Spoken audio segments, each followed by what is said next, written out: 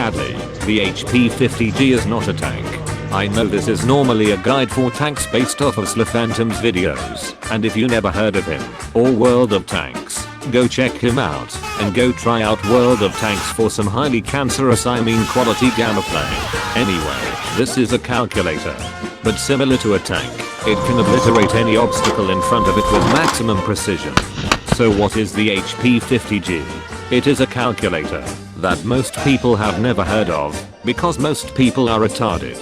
In fact, most people don't even know that HP crafts some of the world's best calculators. Believe me. So today we are going to explain why you should burn those peasant-infested TIs and KCO shitters and get yourself an excellent HP50G. The secret of the HP is not that it will solve any problem you give it with no effort. It is that it is the thinking man's calculator.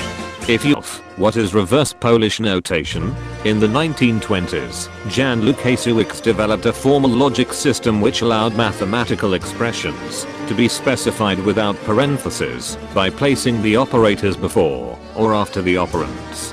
For example, the expression 4 plus 5 times 6 could be expressed in prefix notation as times 6 plus 4, 5 or times plus 4, 5, 6, and could be expressed in postfix notation as 4, 5 plus 6 times or 6, 4, 5 plus times. Prefix notation also came to be known as Polish notation in honor of Łukasiewicz. HP adjusted the postfix notation for a calculator keyboard, added a stack to hold the operands and functions to reorder the stack. HP dubbed the result reverse Polish notation, RPN, in honor of Łukasiewicz, or as I like to say, the hero of civilization. So basically, if you don't have higher than a 4th grade reading level, you simply push the numbers and the symbols. So instead of 2 plus 2, it is 2 plus. You may be asking yourself, doesn't that seem retarded?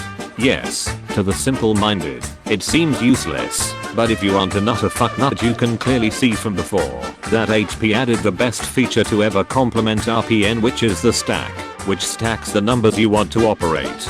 So as an example, 3 enter 3 enter 3 enter plus plus will result in 9, while 3 enter 3 enter 3 enter times will result in 27. This goes for every function in the stack, including exponents and trig functions.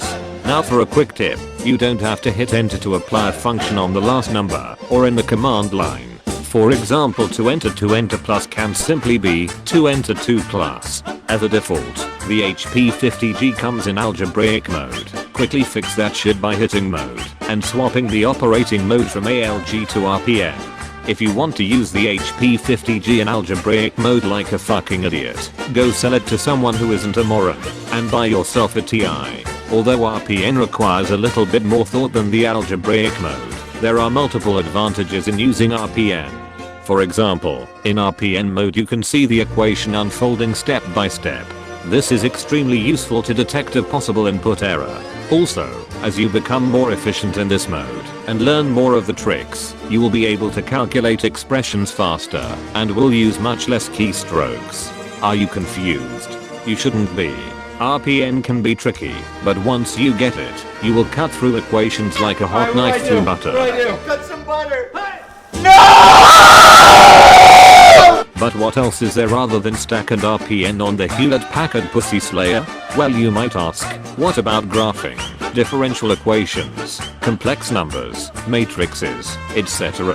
As the higher in math you go, the more you should actually know how to do it, rather than rely on a crutch of a calculator to solve stuff. But don't you worry, it can do all those things, because in all honesty no one can remember all that shit.